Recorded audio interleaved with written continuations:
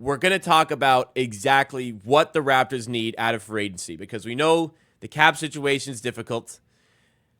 We know they need to add on some depth. They can't add everything. One thing they do need out of this offseason is a backup center who can protect the rim. 100% they need to address that.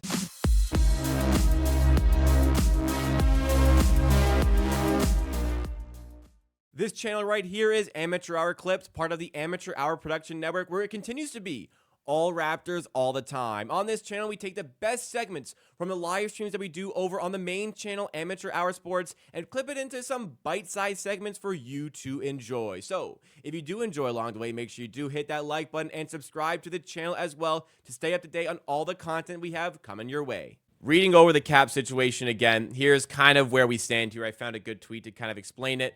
Ultimately, with the Raptors, two trade pieces. Bruce Brown, $23 million contract. Chris Boucher, about $11 million contract. Leaves us right around $13 million before we hit the luxury tax threshold, before you even try to convince yourself, no, the Toronto Raptors will not be a tax team. They're not even close to contending. You should only be paying the luxury tax if you are a contending team. So just forget about that. That ain't going to happen. So the Raptors have to be pretty calculated here. And one of the big holdups so far with this whole situation is Bruce Brown's contract, I think. I think it was right for the Raptors to bring back Bruce Brown in the team option. As I mentioned, you have to have the player on your roster in order to be able to trade him. You can't trade him if he doesn't play for your team. He's not under contract. So the Raptors took on his team option, $23 million, to use him as a trade chip and to see what was out there as far as a trade is concerned. Now, let's just start off by saying, what is the worst case scenario? The worst case scenario is the Raptors can't trade him and they have one season of Bruce Brown. That's not that bad. What if Bruce Brown was a free agent coming into free agency and the Raptors had made no moves and then they signed Bruce Brown for a season? You'd probably be pretty pumped to sign a player like Bruce Brown, even for a season, because he's a good basketball player. But there's this real irrational hate surrounding Bruce Brown for some reason. Obviously, it's holding up, I think, the free agency for the Raptors, but there's a very irrational hate towards Bruce Brown, despite the fact that he is a good basketball player and kind of fits a sort of role as a switchable player that the Raptors could use for this season and some additional ball handling that they could use for this season. I just think he's a good player. Now, last season, granted, when he joined the Raptors, he wasn't up to snuff into what the expectations were. Struggled a little bit.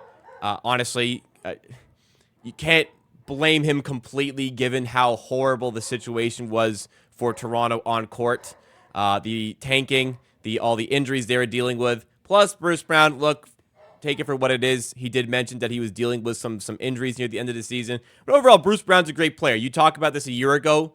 Imagine a year ago saying Bruce Brown will be on the Raptors at the start of this season. That would be pretty exciting, I think, for some people. But as it is, people want him traded. And I think what the holdup is, if the Raptors can trade him, they're looking to open up additional cap space in order to make a move. I guess part of the problem is, if they're waiting to make a move here, a trade with Bruce Brown before signing a player, the difficulties there is that, well, a lot of guys are coming off the board from free agent standpoint. But on the other hand, it's the Toronto Raptors. Were they really going to be in play for a lot of these free agents anyways? The likely answer is, unfortunately, realistically to ourselves, the likely answer to that question is no. So, as much as the Bruce Brown situation is maybe hampering things a little bit overall for the Raptors, I don't think all the blame should really be going to Bruce Brown here. And honestly, it's not Bruce Brown's fault if he hasn't been traded either. The front office, if they really wanted to bring in stuff and they're trying to rush things here, they got to make a deal happen. They got to get some sort of trade in place here overall for Bruce Brown, or else, perhaps the free agency period could pass us by. But going back to what I said, at the start of this little segment here, what the Raptors do need is a backup center who can defend the rim. I think when you look at what happened last season, a lot of where this season went wrong was when Jakob Poeltl got injured and the team completely fell off a cliff. Just an abysmal record. Only 2 wins out of haven't they over 20 games without Jakob Poeltl last season? Only 2 wins. Just disgusting statistics. It's very clear that the Raptors need to bring in a backup center who can protect the rim. Kelly Olynyk's fine and dandy. He's a great player, of course. but you need to bring in a center who can protect the rim. I think it helps the team with the defense when Yakup's injured, but I think in particular, you're bringing in a lot of young players this season. The Raptors, another part of the cap constraints right now, is the fact that they drafted 4 players. They need to pay all 4 of those players: Jacoby Walter, Jonathan Mobo, Jamal Shed, and Ulrich Shamshay. They got to pay all 4 of these guys. But if they actually want to use like Jacoby Walter in a lot of settings, what's going to help with their development, especially Walter, who we're trying to help develop defensively, is having a center who knows what they're doing on defense, protecting the rim. With all due respect to Kalinick, he's not a rim protector. Like, we know he's not. He'll say he's not that.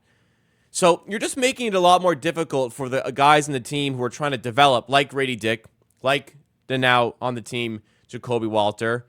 Davion Mitchell's job becomes a whole lot easier as a point of attack defender in the bench units with a rim protecting player at center, and we just don't have that. So I think it's unfair to those guys coming off the bench to have to deal with not having that sort of player. But the reality is, as far as like what was out there, a lot of it is gone. This should have been a priority for the Raptors. A player like Goga Bitadze would have been interesting, certainly. A player like, Slim Pickens, honestly. Is DeAndre Jordan a cheap deal? That horrendous. Is Mason Plumlee on a cheap deal? That horrendous. Mo Bamba, is that a horrendous sort of signing to make? I don't think so. I absolutely do not think so. But all these players have passed us by, and maybe it's a tough sell. Are you really the backup center, or are you the third center? Because Kalinick's the backup center. I think that this player needs to be in rotation. So you look at the guys currently on the board. Tristan Thompson can still do a bit of a job there, I think. He can rebound. I think he can protect the rim. I think he would be okay playing in Toronto, and he's cheap. You could look at a player like probably not, it's not ideal at all, but maybe JaVale McGee. But, maybe Bismack Biyombo as well. But what I'm saying is, God, Malik Williams, Jesus. What I'm saying is slim pickings. It's definitely slim pickings out here in the center department. So Raptors, unless they can get this sort of player in the Bruce Brown trade, it's probably not a player that's going to be forthcoming to them. And I think that's going to be a big miss going into the season. And I think we will look back on this free agency period like it was a big miss, not getting a player like that who can seriously help the Raptors in that position. Because if you're working on developing a young team, especially on defense, for the Raptors struggled so much last season, you need to give them the platform to be successful defensively, and having that rim protector is just going to make their lives so much easier and give them so much more of a platform to develop. Give them so much more of a platform to develop going forward. Strategically for the Raptors, that's a big miss, and that is certainly a player that they should have prioritized bringing in. I don't know what kind of sell. You have to give a guy to choose your team. A lot of teams are looking for rim protecting bigs, so for the Raptors, maybe it's proven to be a bit difficult. I see in the chat here, there's a mention of Jonas Valanciunas as a possible option. Just signed a $10 million per year contract.